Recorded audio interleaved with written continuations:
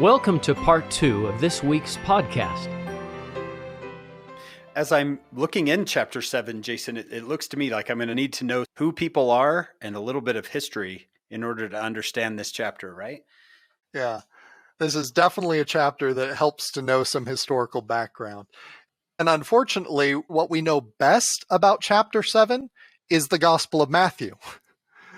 And so already we begin reading chapter 7 with a very different historical context, a very different framework than the historical time of Isaiah himself. So, when we think of chapter 7, we think first and foremost of Isaiah chapter 7, verse 14, where there's a prophecy about a son who will be born, whose name will be called Immanuel.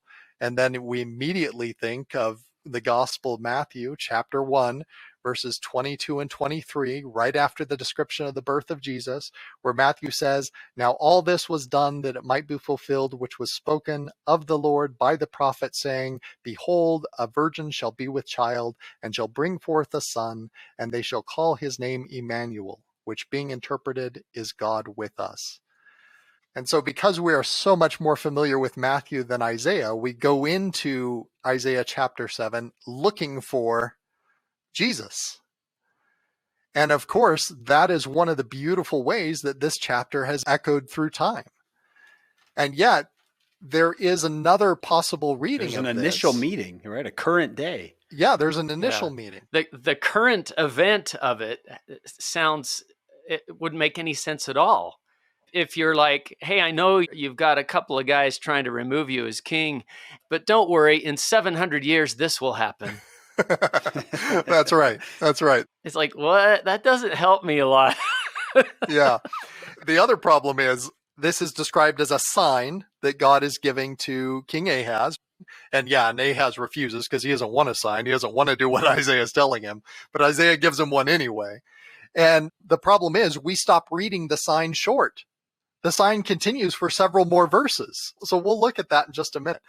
But before we do, I think it's worth noting, because we're more familiar with Matthew, and in fact, because we're more familiar with the Book of Mormon, I think we often imagine Isaiah's experience to be something like Nephi's experience, where in Nephi's vision, in First Nephi, right after Lehi has his vision, and then Nephi asks for his own, Lehi has a vision of the tree, and Nephi says, I want a vision of the tree too, and to understand my father's prophecies. Nephi has his vision, and in Nephi's vision, he actually sees a virgin holding a child in her arms, and the angel helps Nephi to understand what that means. And so I think we sometimes transport that into our reading of Isaiah and imagine that Isaiah must have had the same experience. But there's nothing really in this chapter to suggest that Isaiah had that experience. Isaiah absolutely saw the Lord. We just finished reading a whole chapter about Isaiah seeing the Lord. So that's without a doubt. But we don't know that Isaiah had the exact same kind of experience that Nephi had. And so we need to be careful how we read it for that reason. Just to give you an example of how other people read this passage, because again, we read it and we immediately think of Matthew and we think, who else could this possibly be? A virgin shall bear a son and call his name Immanuel? Of course that's Jesus. It's a miraculous virgin birth, the way we think of it. Yeah. To us, we think it couldn't possibly be anybody else. But let me give you an example of how some other people thought about it.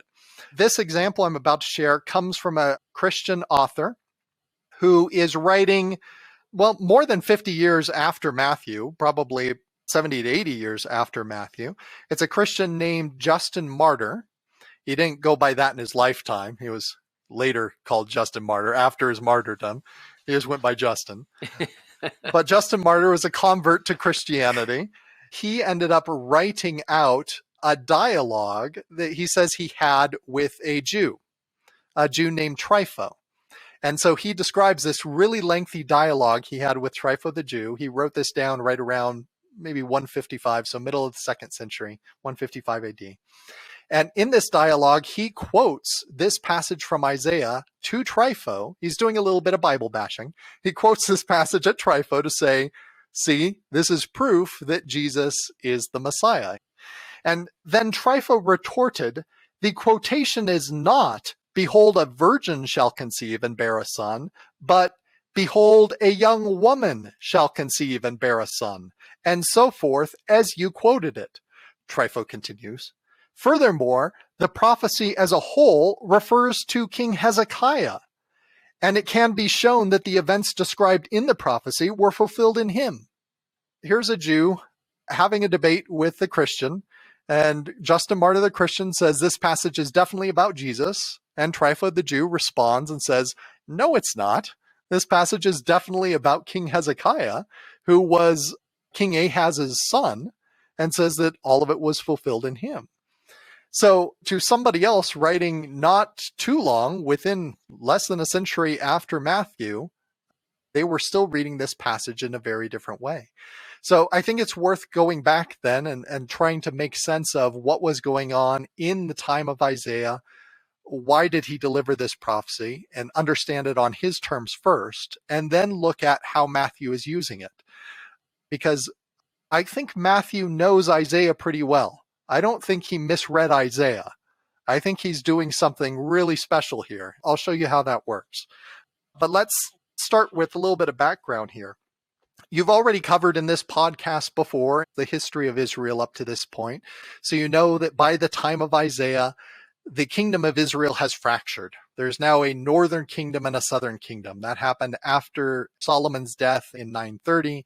This is a couple hundred years after that now. There's a northern kingdom that is called Israel still. Sometimes it's also called the kingdom of Ephraim, and Isaiah will use both of those terms to describe the northern kingdom. Then there's the southern kingdom. It's the kingdom of Judah. To the north, the ruler at the time of this chapter is a man named Pekah, who's the son of Remaliah. And to the south, the king is Ahaz. So Pekah, son of Remaliah, is the king of the northern kingdom, called Israel or Ephraim. And to the south is Ahaz. By the way, we know that Pekah, son of Remaliah, ruled in the northern kingdom from 735 to 732 BC. And so that helps us really narrow down when this prophecy is taking place. We're still about 10 years away from 722 when Assyria is going to come in. But Syria is on the border and is causing trouble.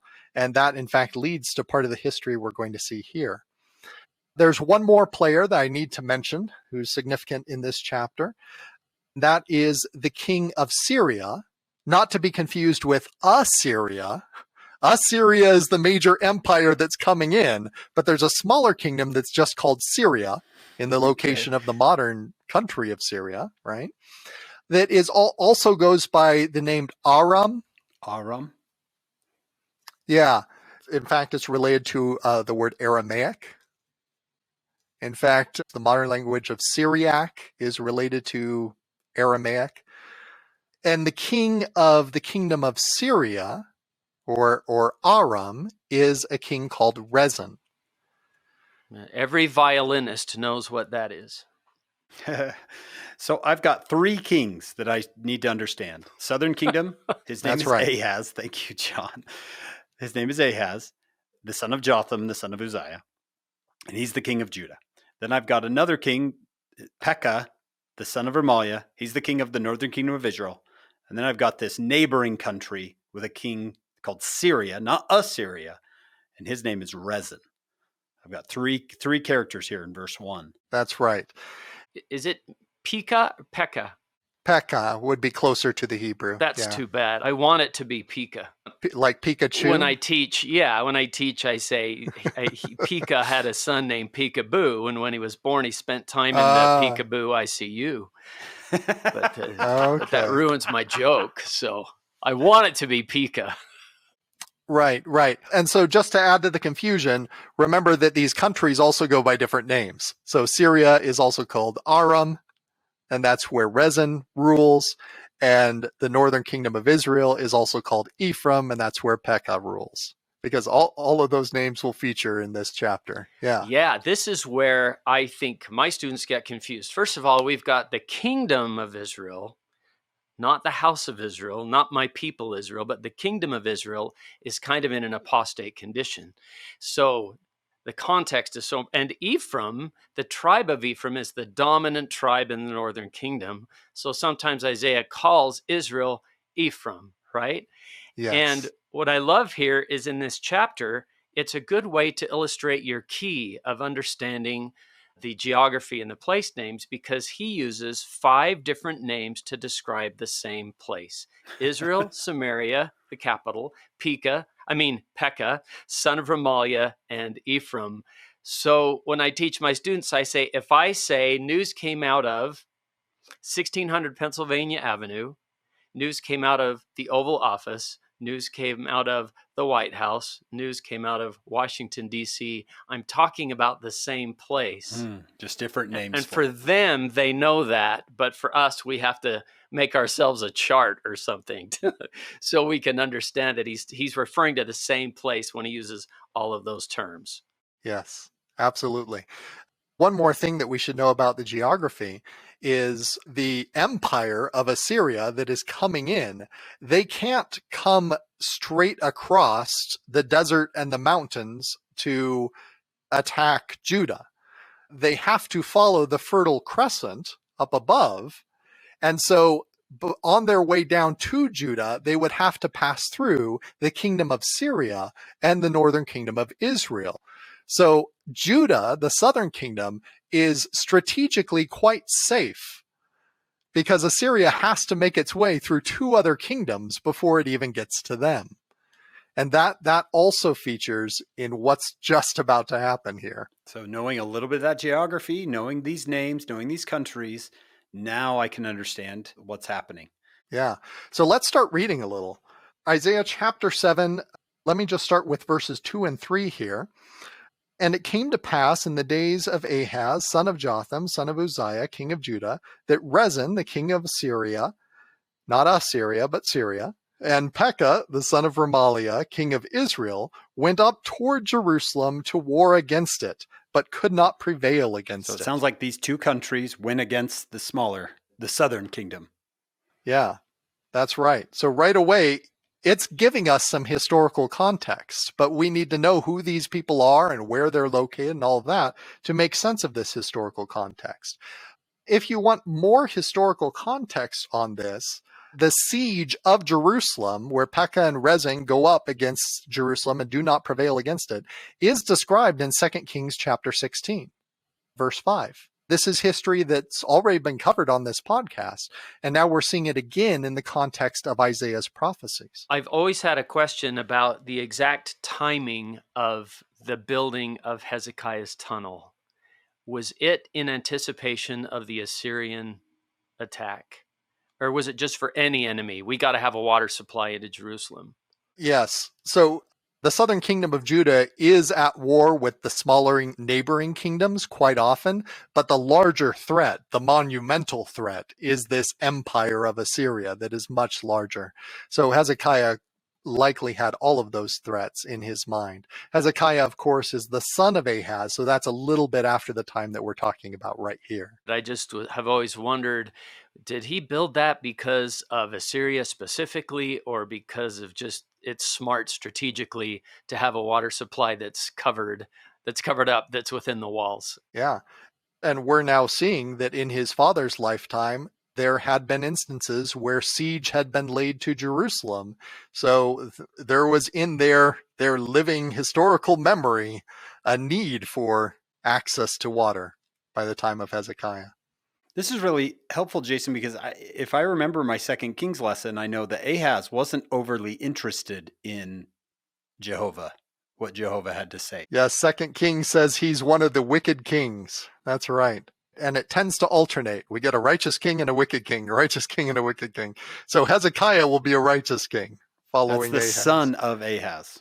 That's right. So let's pick up in verse 2. And it was told in the house of David. So once again, that's the house of David. That's referring to the southern kingdom of Judah, to the king there. That's King Ahaz, saying, Syria is confederate with Ephraim. So the country of Syria and the northern kingdom of Israel, called Ephraim, have joined forces to come against the southern kingdom of Judah. So it's a word got to the southern kingdom that these 2 countries are uniting against them. Is that kind of the whoa? Yeah, he's a little bit worried. It says, and his heart was moved. and the heart of his people, as the trees of the wood are moved with the wind. They're shaking a little bit here. Oh, I Yeah. love, I've got quaking aspens in my margin here. They're just, So that makes him nervous. That's right.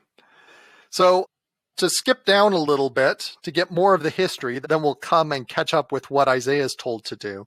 But skipping down to verse 5 and 6, because Syria, Ephraim, and the son of Remaliah have taken evil counsel against thee, that is against the king, King Ahaz, saying, let us go up against Judah and vex it, and let us make a breach therein for us, and set a king in the midst of it, even the son of Tabael.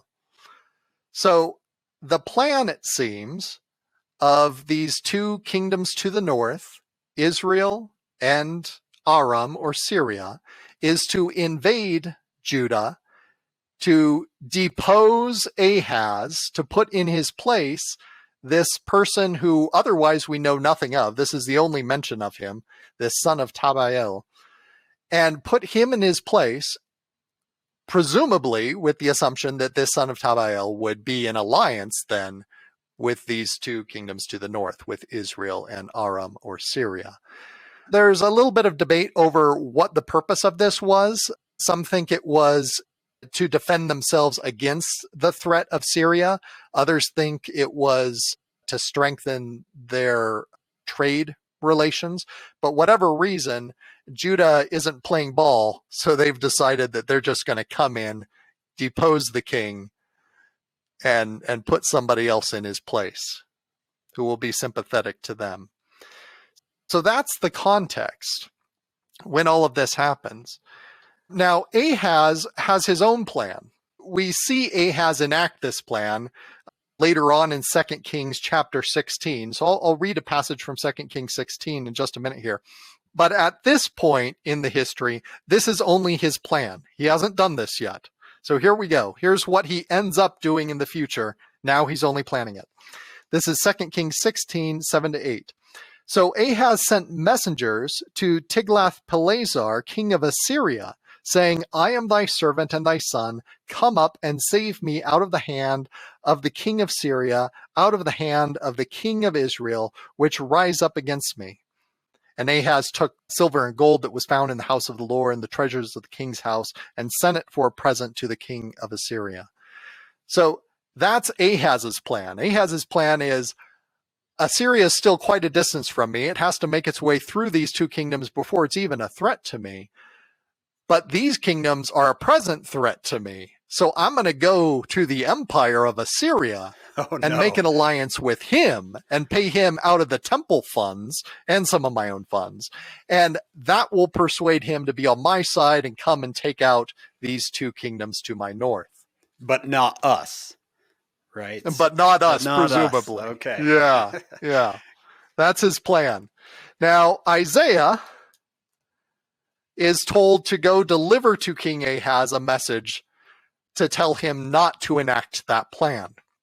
And now is where we're going to back up to Isaiah 7 verse 3 to see what Isaiah is commanded to do. So Isaiah 7:3 begins, and then said the Lord unto Isaiah, go forth now to meet Ahaz, thou and Shear-Yashub thy son, at the end of the conduit of the upper pool in the highway of the fuller's field. Not sure exactly where that is, but Isaiah's being given very specific instructions here to know exactly where to go and find the king. This, by the way, also reveals a little more biographical information about Isaiah. Isaiah had access to the king. Not anybody could just walk up and talk to a king. And so Isaiah perhaps is on the king's court as a prophet for the house of David. And so he has direct access to the king and is able to go up and have this conversation. So here's what Isaiah is to say to the king. And say unto him, take heed and be quiet. Fear not, neither be faint-hearted. Remember, they're already trembling like wind-blowing trees.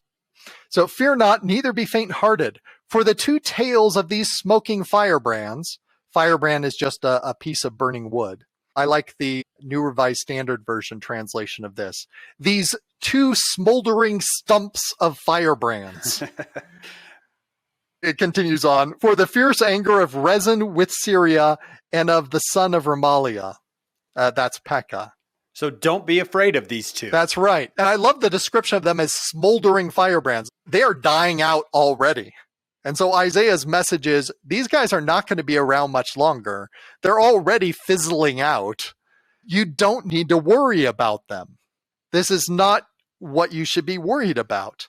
So Isaiah's message is, don't do anything about this.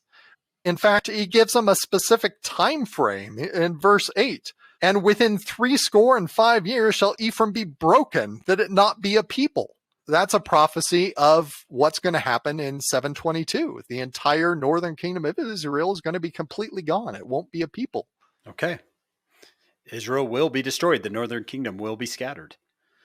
Yeah, that's the message Isaiah delivers to Ahaz. Of course, that's not enough. Ahaz is not willing to take Isaiah's advice. Isaiah recognizes he's going to need more. And so we get more starting in verse 10. Moreover, the Lord spake unto Ahaz again. So here's Isaiah's next message to Ahaz. One message wasn't enough. So here's the next one. Ask thee a sign of the Lord thy God. Ask it either in the depth or in the height above. But Ahaz says, I will not ask, neither will I tempt the Lord. Well, again, we know from 2 Kings, it's not that Ahaz is concerned about tempting the Lord. It's that he doesn't want the answer. He's already decided what he's going to do. We read about what he ends up doing in 2 Kings 16.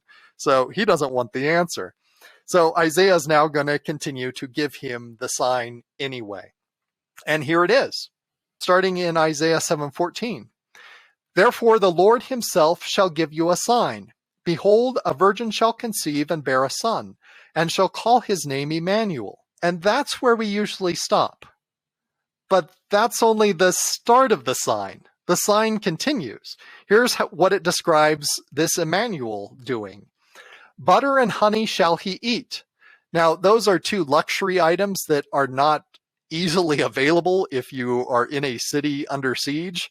So let's continue here. Butter and honey shall he eat, that he may know to refuse the evil and choose the good. That's not the best translation there. Butter and honey in no way enables us to choose good and to refuse evil. So a better translation there is by the time that he knows to refuse the evil and choose the good. So butter and honey shall he eat by the time that he knows to refuse the evil and choose the good. In other words, this child's going to be born, and by the time he's old enough to know the difference between right and wrong, but we might say by the time he's reached the age of accountability, he'll be able to eat butter and honey. The city will not be under siege. There will not be a war going on. It then continues, for before the child shall know to refuse the evil and choose the good. So again, before this child has reached the age of accountability, the land that thou abhorrest shall be forsaken of both her kings. There it is. That's the sign. Both her kings, two kings. It's referring to those two countries to the north, to the kingdom of Israel, ruled by Pekah, son of Remaliah, and to the kingdom of Syria, or Aram, ruled by Rezin. It's saying those lands are going to be forsaken by those kings that you're so worried about right now. They're going to be gone before this child is even old enough to know the difference between right and wrong. Now, the sign continues with a warning. The Lord shall bring upon thee and upon thy people and upon thy father's house days that have not come from the days that Ephraim departed from Judah. So things are going to get bad. Things are going to be worse than they've ever been since the time of 930, since the time after Solomon's death when these two kingdoms separated, since Ephraim, the northern kingdom of Israel, departed from Judah. And then it says, what is going to make things so bad? Even the king of Assyria. So point is, once again, Ahaz, don't do what you're planning on doing. Don't go and make an alliance with the king of Assyria. You're inviting trouble. But of course, he doesn't listen. And these verses, if you read them too fast, you don't realize 17 is kind of a prophecy. And I tell my students, insert these words. Now, I could be in really big trouble for inserting words into the scriptures, but I have them insert in front of 17, if you don't listen to me, then the Lord shall bring upon thee and upon thy people and upon thy father's house days that are not come. Because this is what Isaiah is saying, if you don't accept this sign, then this is what's going to happen. Is that fair? Yeah. If you move forward with your plan. Yep. Then the Lord will bring upon thee and upon thy people thy father's house. Yeah. And quite frequently, the Lord is definitely aware, perhaps even has made Isaiah aware, that the king will not listen. And nevertheless, the prophet still delivers the message so that future generations can learn from past generations' mistakes. And it looks like the rest of the chapter is all that the king of Assyria is going to do, and it sounds terrible. The Assyrians were a brutal superpower, right? Absolutely. Who else was called to go there and went west instead to Joppa? Yeah, that sounds like Jonah. Yeah. Let's talk a little about this sign then, and how to make sense of this. If this is about somebody who's going to be born and grow up, and before they know good and evil, the problem that Ahaz is facing is going to be gone, what child is this who is born of a virgin in this time? How do we make sense of this? Well, the first thing that's worth pointing out is that comment that Trypho the Jew made to Justin, where he said, actually, the verse doesn't say a virgin, it actually says a young woman. There's a reason for that. In Hebrew, the word that's here translated as the virgin is ha'alma. The word alma, no relation to the Book of Mormon prophet Alma. Those who study Book of Mormon names suggest that comes from a different root. The Hebrew here, ha'alma, does simply mean young woman. Now, people in that time may have assumed that if this is a young unmarried woman, of course she would be a virgin, but that would only be assumed. It's not necessarily implied in the word. It's also worth noting that it actually says the young woman. It has that ha at the beginning. It's ha-alma. And so it seems like Isaiah is pointing to a young woman that's there that is known by the king, saying, that young woman there, the young woman who you see right there, is going to bear a son. And before that son is old enough to know the difference between right and wrong, these two kingdoms you're worried about are going to be gone. So don't worry about them. So jumping forward hundreds of years now into the 200s BC, maybe even a little before that, the Hebrew is translated into Greek. There's a Greek translation of the Hebrew Bible that's made for all the Jews who are living outside of the land of Israel in other parts. By this time, Alexander the Great has come in and has convinced everybody they should learn some Greek. So there are a lot of Jews who only know Greek. And so the Hebrew Bible is translated into Greek. And when it is, this passage, ha'alma, is translated as he parthenos, which literally is the virgin. Again, it does have the definite article, so it seems to refer to somebody who's known, who is definitely there, but it does have that more specific meaning.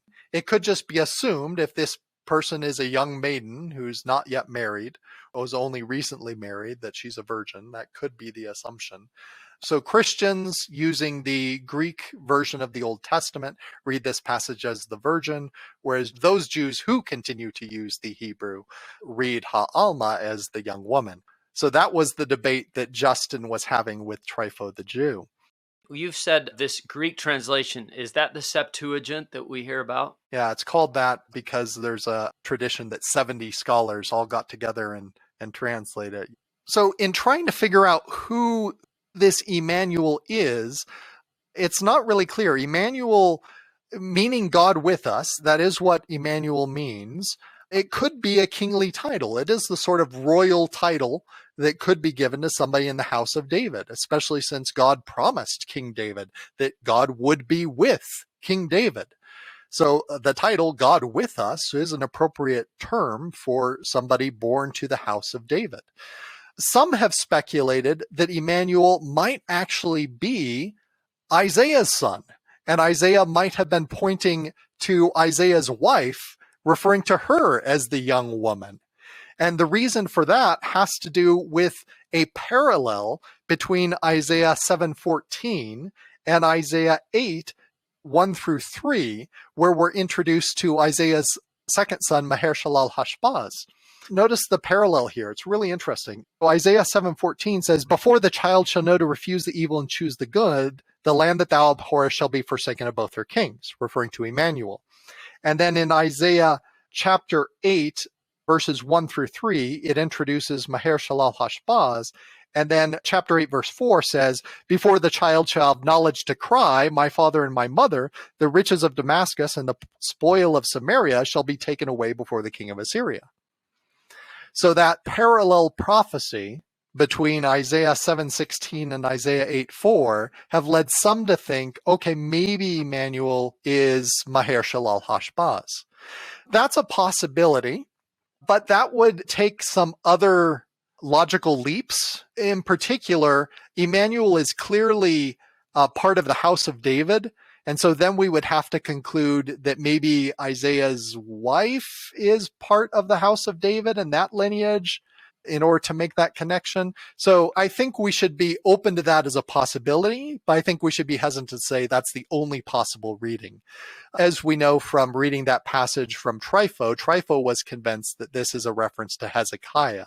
There's some question about whether Immanuel could be Hezekiah because of some of the dates of Hezekiah's birth as given in 2 Kings, but 2 Kings dates can be a little bit fast and loose sometimes. So the answer is we don't know for certain who this Immanuel is, other than saying clearly it's somebody in the original fulfillment of this prophecy clearly is intended for Ahaz in Ahaz's time and refers to a child that Ahaz would observe grow up so that he would know when this sign is fulfilled. Yeah, for the first fulfillment.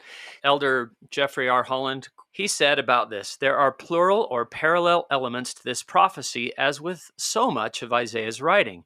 The most immediate meaning was probably focused on Isaiah's wife, a pure and good woman who brought forth a son about this time, the child becoming a type and shadow of the greater later fulfillment of the prophecy that would be realized in the birth of Jesus Christ. The symbolism in the dual prophecy acquires additional importance when we realize that Isaiah's wife may have been of royal blood, and therefore her son would have been royalty of the line of David. Here again is a type, a prefiguration of the greater Immanuel, Jesus Christ, the ultimate son of David, the royal king who would have been born of a literal virgin. Indeed, his title Immanuel would be carried forward to the latter days, being applied to the Savior in section 128, verse 22 of the Doctrine and Covenants.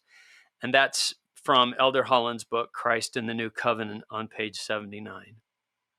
Yeah, very nice. So I want to hear what Matthew does with this. So this interpretation, I'm glad you brought up that quote from Elder Holland, because this interpretation that I am sharing right now is not new. You can read about it in Elder Holland's books, lots of books published on the writings of Isaiah available in Deseret Book, from Donald Perry to Victor Ludlow.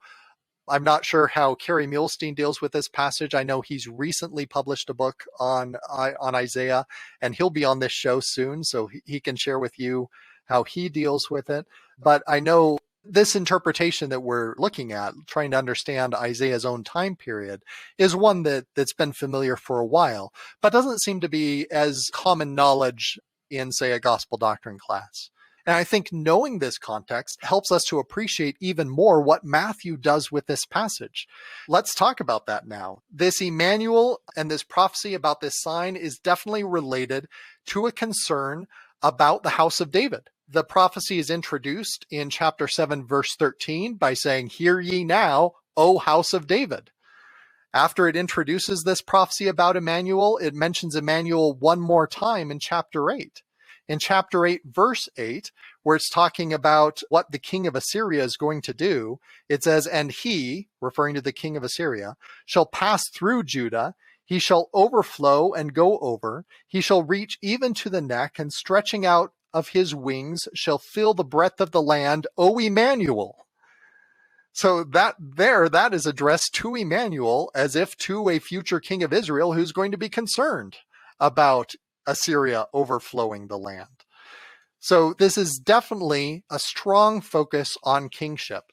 So just to summarize real quick what we know about Immanuel from this passage in Isaiah, we know that the child Immanuel was born in Ahaz's lifetime, that Immanuel's mother was present or known to Ahaz, that the prophecy was for Ahaz and assumed that he would observe the boy Immanuel grow up, that the land of Judah in some sense belongs to Immanuel, as we just saw.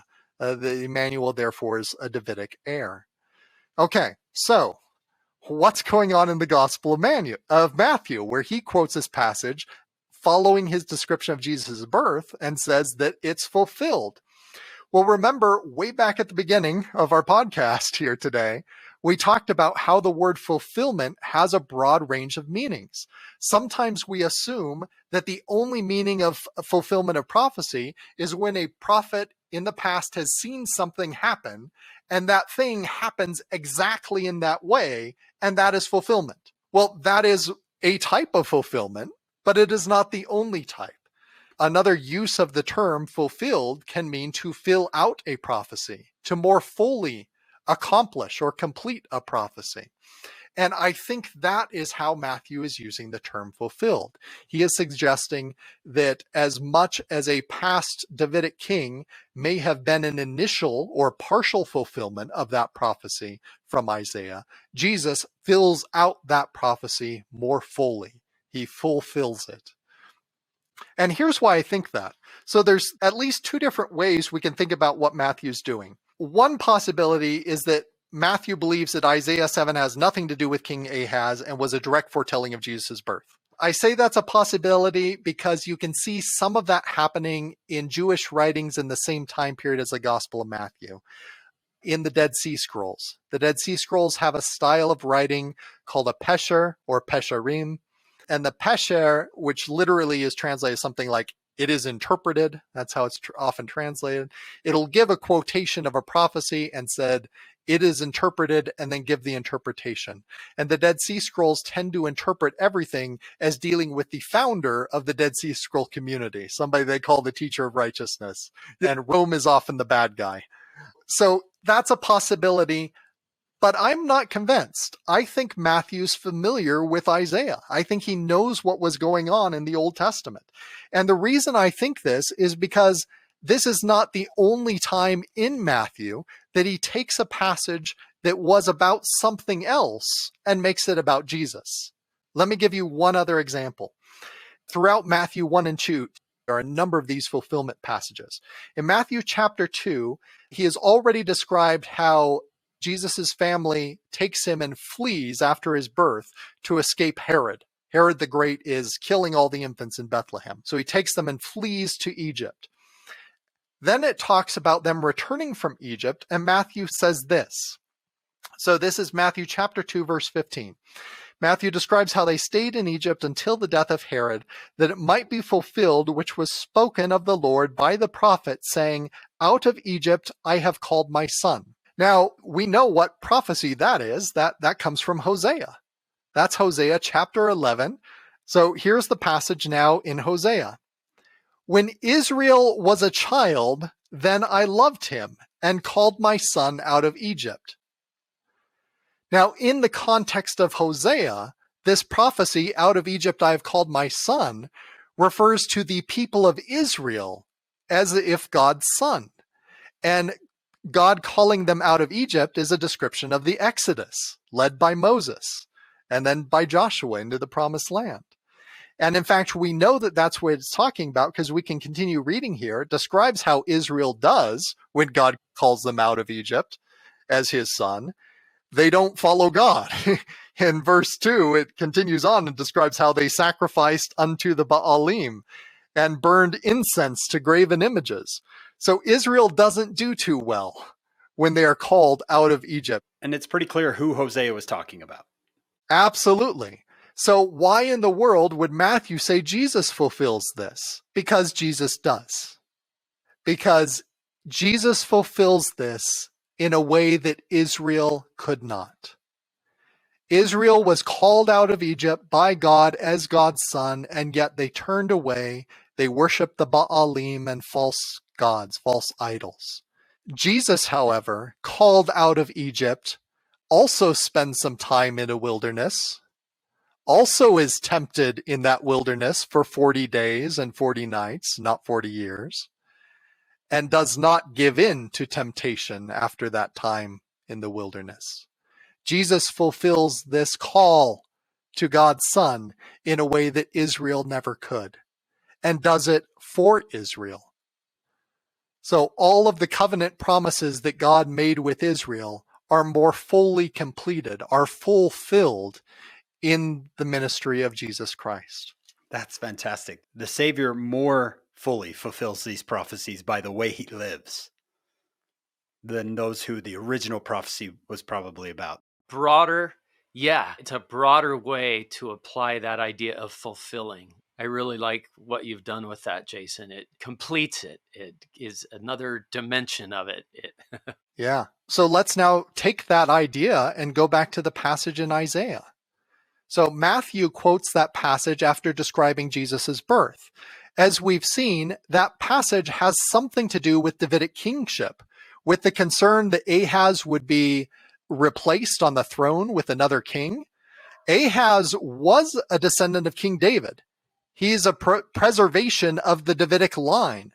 Remember, by now, your audience, if they're staying tuned and being faithful and listening every week, they know back in 2 Samuel chapter 7, God made a promise to David. 2 Samuel 7:16, God said to David, in reference to his descendants, "Thine house and thy kingdom shall be established forever before thee.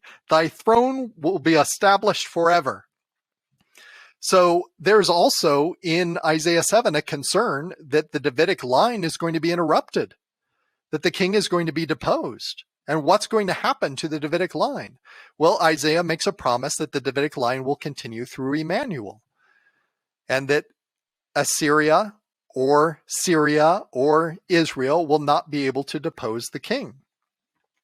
Now, is Matthew aware of this context? Is Matthew aware that Isaiah is all about this question of kingship? I think he is.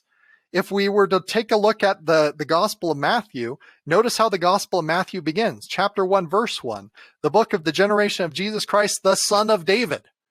Right away, the first figure from the Old Testament that Matthew mentions, the son of David.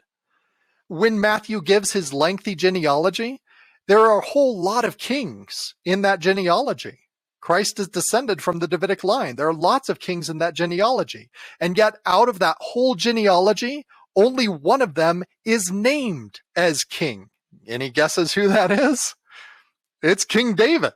That's in verse 6. And Jesse begat David the king, and David the king begat Solomon.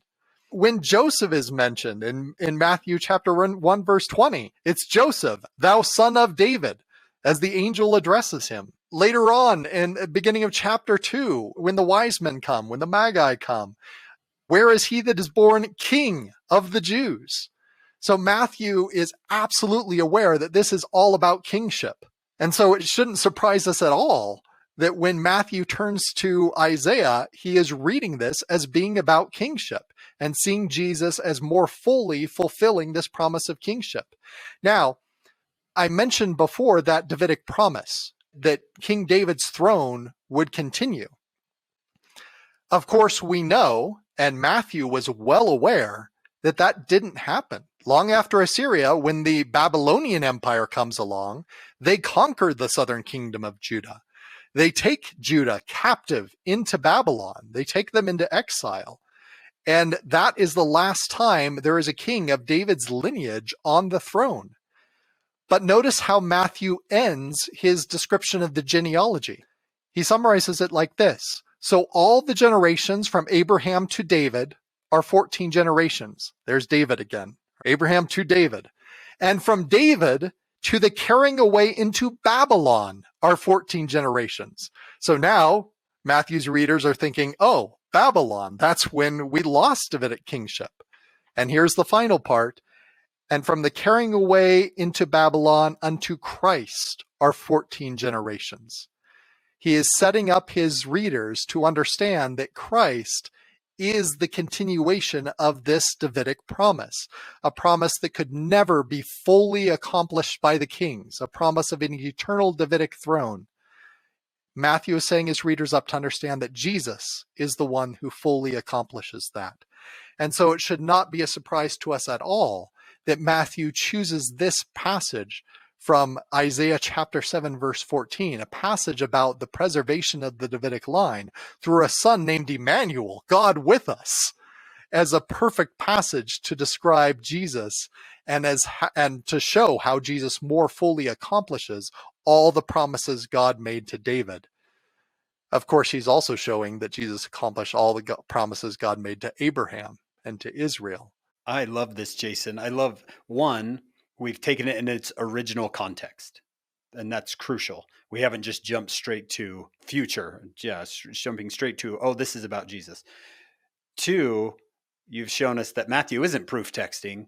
He's actually doing something much more rich than just grabbing a verse saying this is about Jesus. He's saying, look, God remembers his promise all the way back from 2 Samuel 7, and I'm going to use this Isaiah prophecy to show you that he remembers that promise. So we've used the tools you've given us, and it's become much more nuanced and beautiful. I love the idea that Matthew knows exactly what he's doing. He's not proof texting. He's not just grabbing a verse saying this is about Jesus. He's saying he's using this. Man, that's just really well done. I really like this idea of Jesus more fully fulfills these. That's something I hadn't thought of before. Yeah, or fills them out or accomplishes them. Yeah. In a way that the original person could not. One of the things that I've read into that Matthew verse about the spelling of the name David, the Daleth Vav Daleth, and the number value of that being 14, is that Matthew was fond of 14. And it's kind of fun if you've ever been to the Church of the Nativity to go down below, and the traditional spot that marks the spot of Jesus's birth is marked with a 14-pointed star. And I think those are all trying to say, look, son of David, which it sounds like what Matthew's trying to do. Son of David, see this? You mentioned Jay and Donald Perry, and they wrote this book with Tina Peterson called Understanding Isaiah.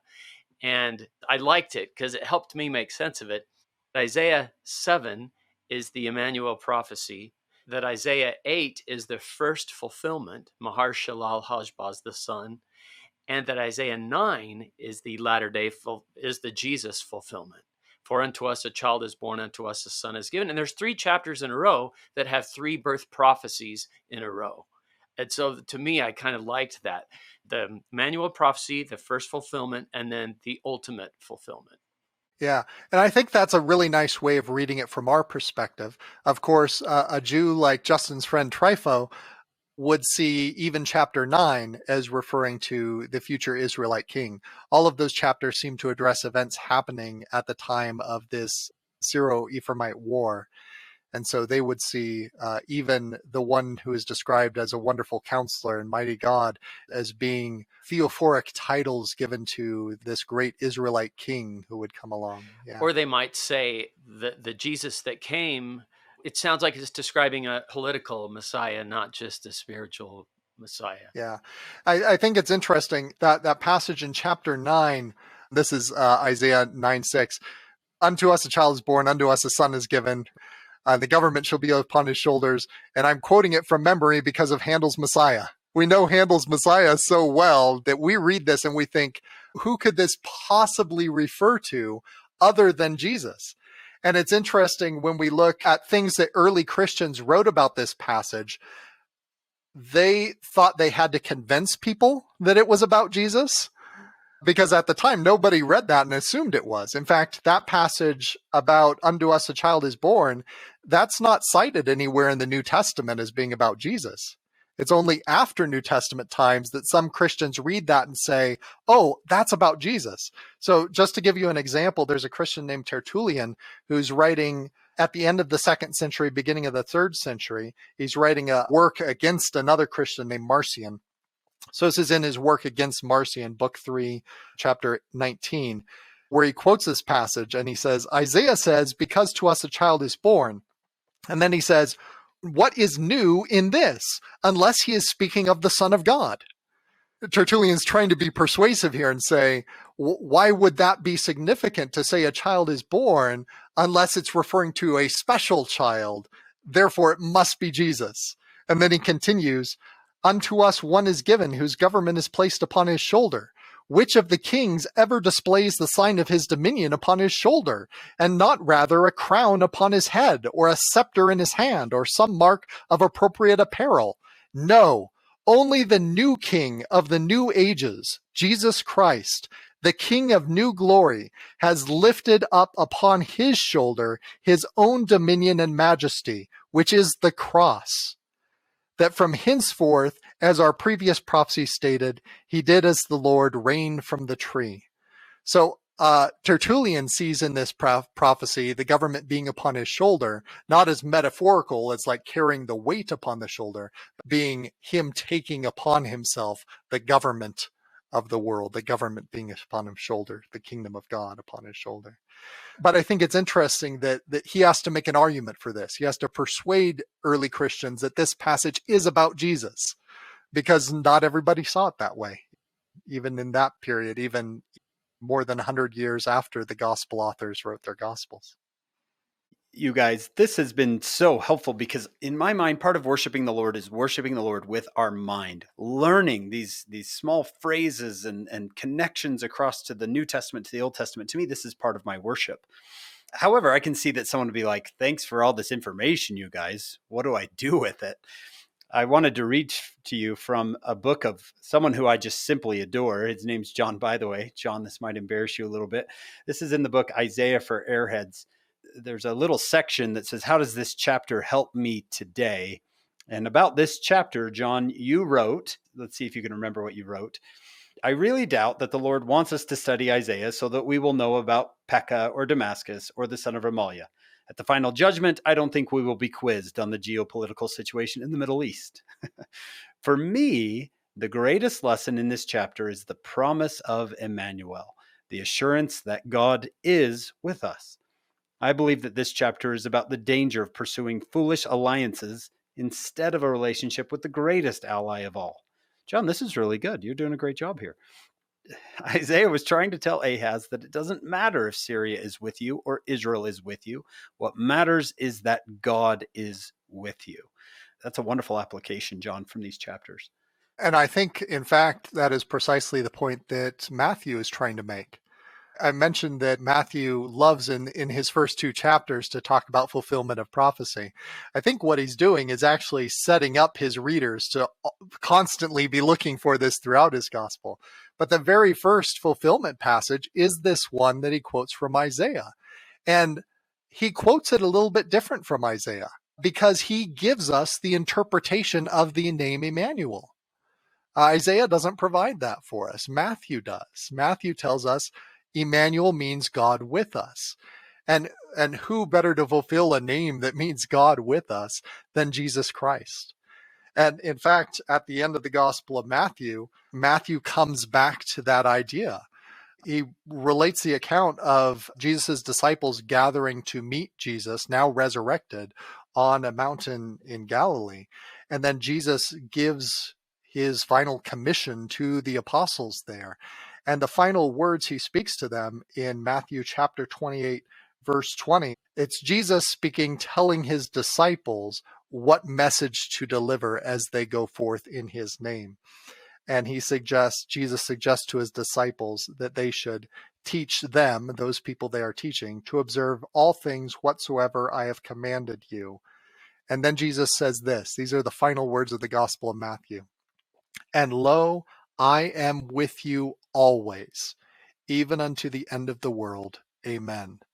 I mean, what a promise, and a promise derived from this prophecy given hundreds of years earlier by Isaiah to King Ahaz. Oh, what a connection.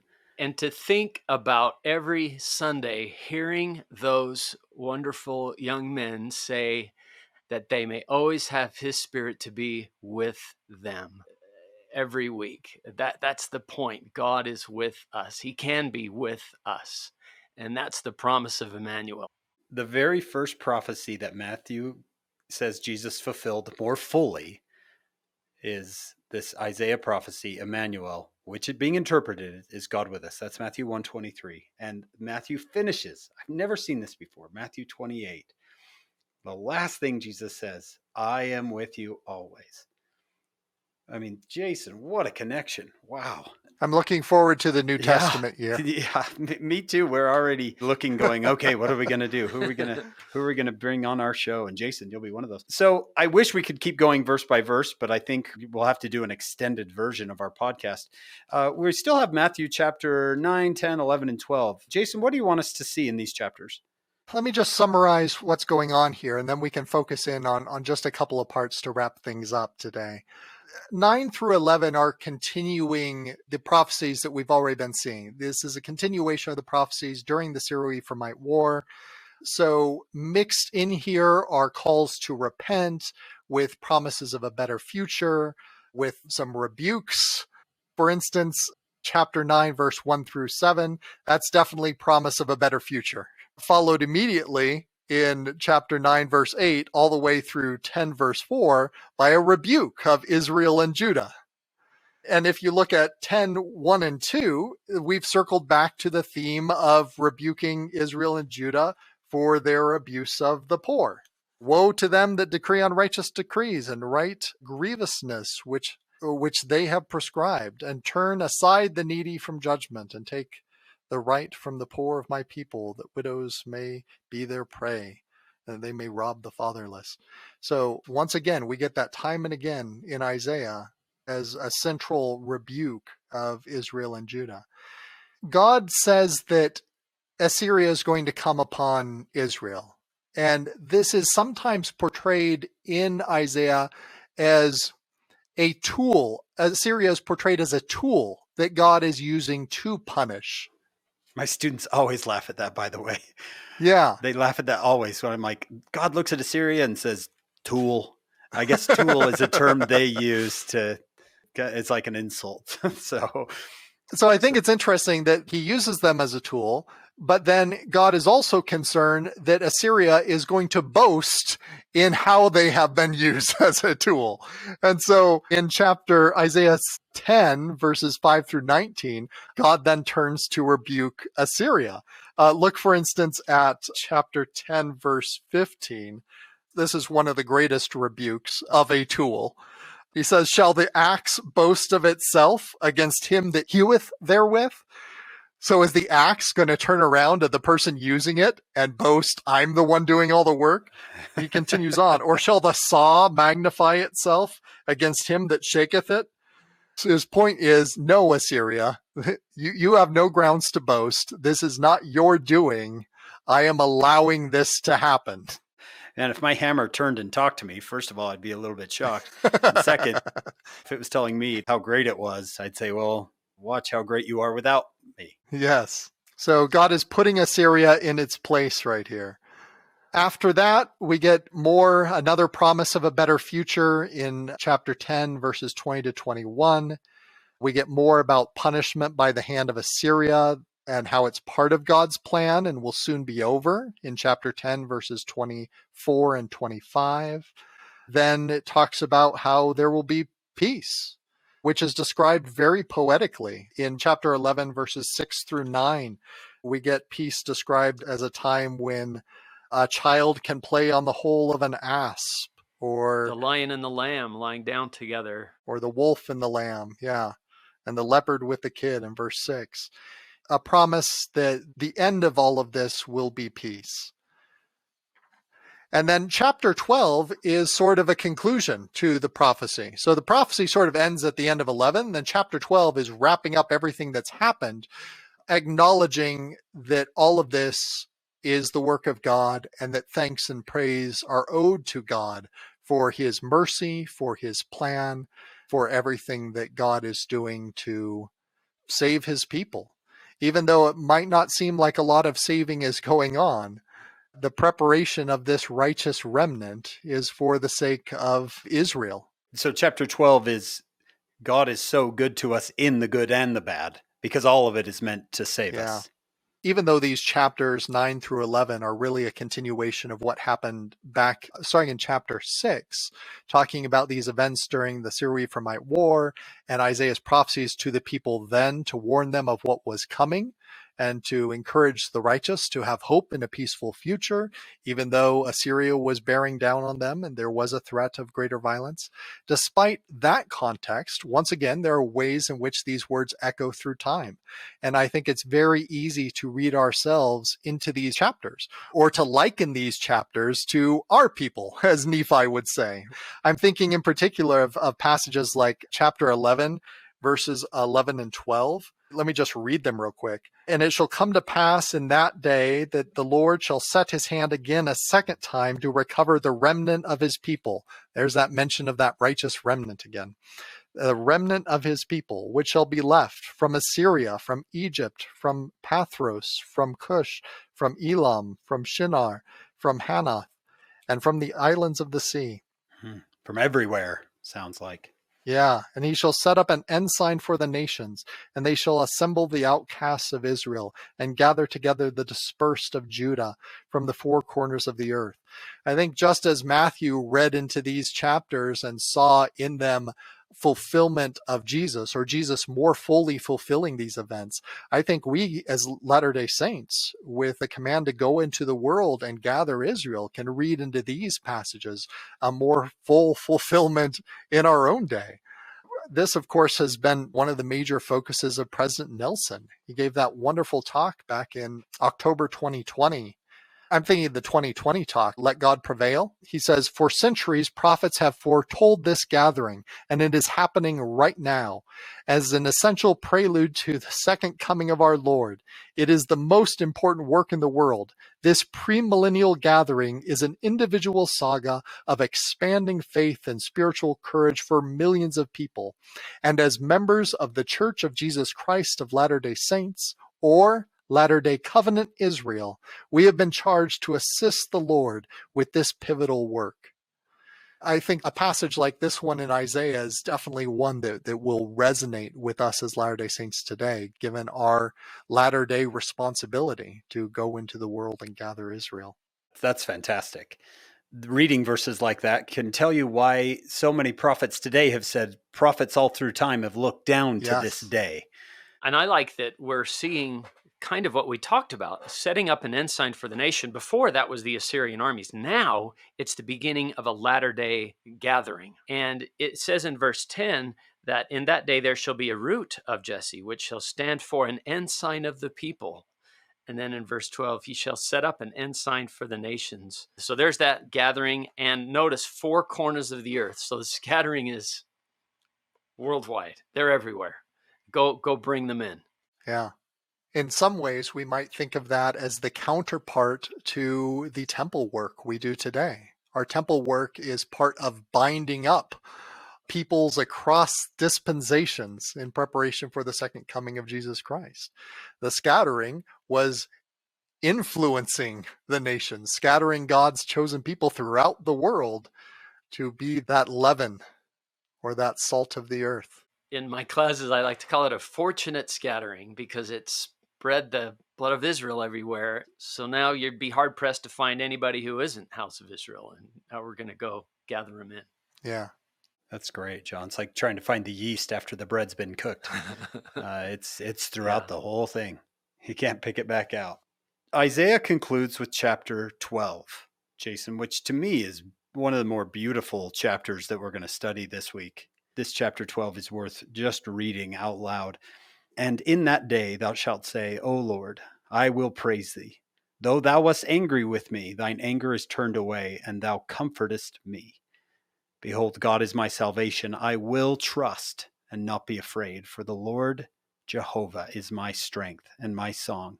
He also has become my salvation. It's very rare, right, Jason, that they leave Jehovah? Yeah, it is. Absolutely. Usually it's capitalized, all caps Lord. Yeah, and then this one, it's all caps Jehovah. Verse 3, therefore with joy shall ye draw water out of the wells of salvation. I mean, this is the pen of heaven. This is beautiful language. In that day shall ye say, praise the Lord, call upon his name, declare his doings among the people.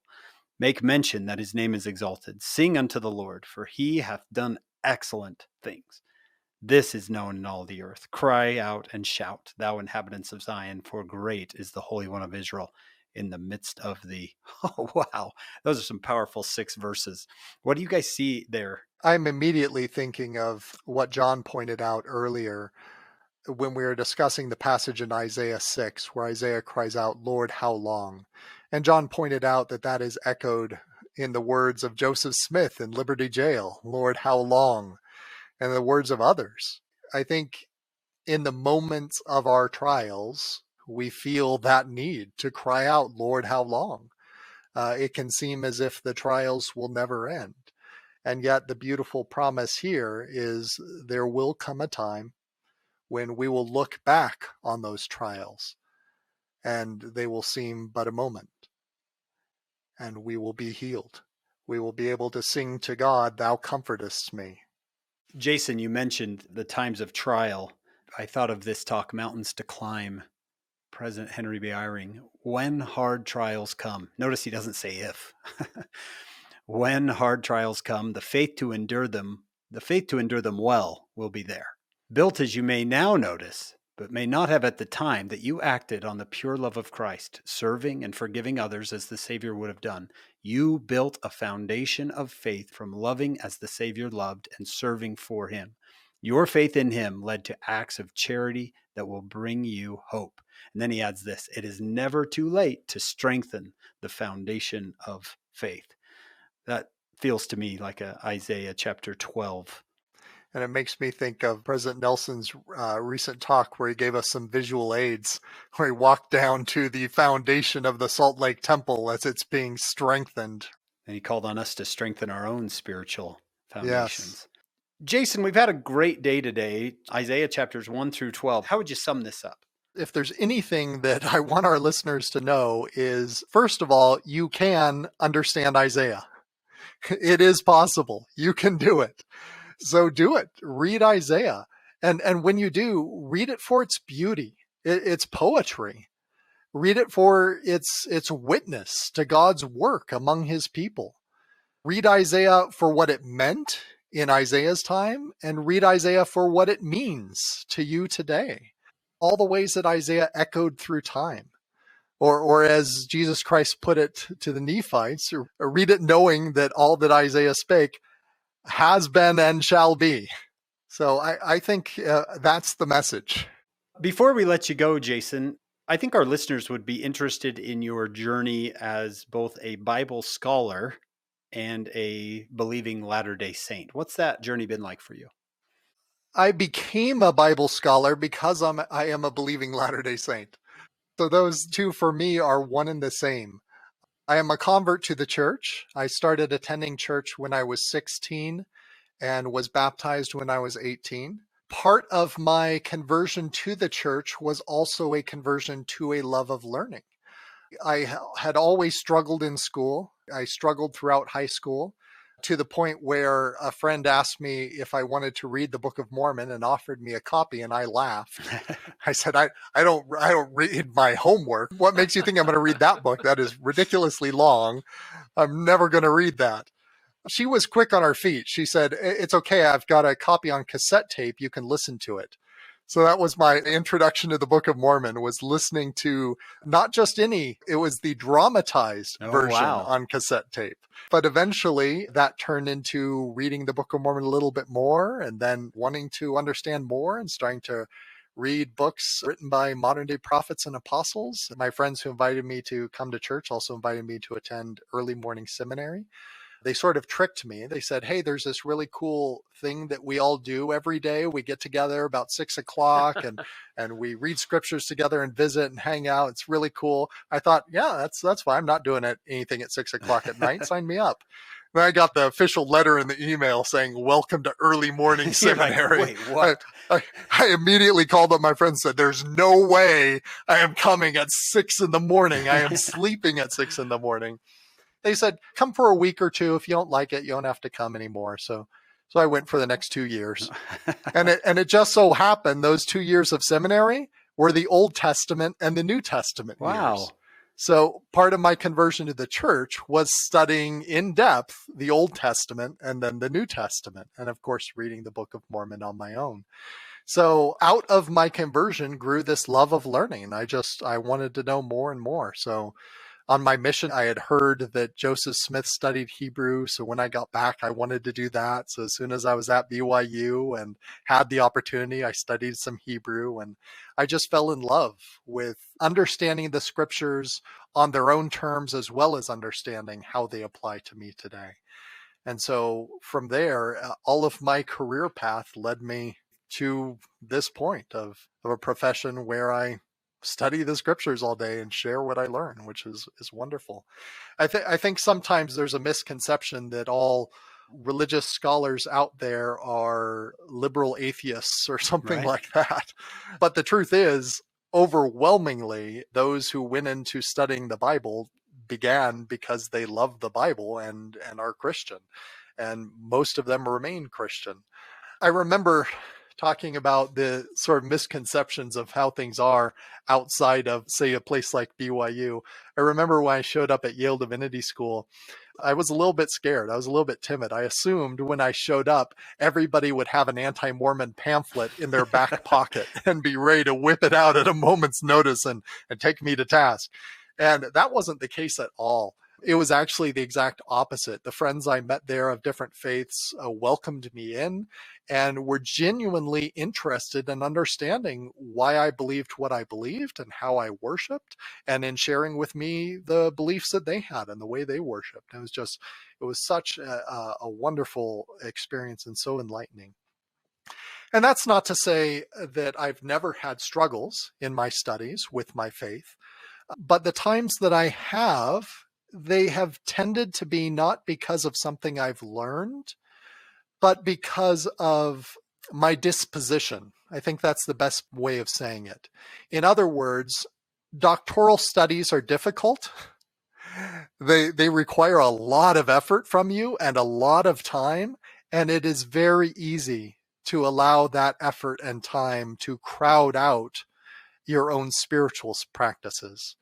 And when you are studying the Bible for a living, when you're studying scripture for a living, it is hard to separate that from your own personal devotional practices with scripture. And so there have been challenging times over the course of my learning, but they have tended to be those where I allowed my studies to crowd out my faith or to treat religion as something separate from me.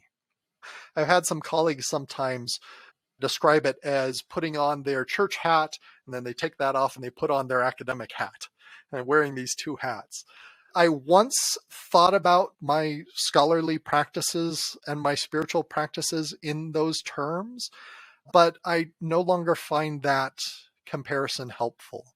I really like what Elder Neil A. Maxwell said about the disciple scholar eventually realizing that they are only a disciple.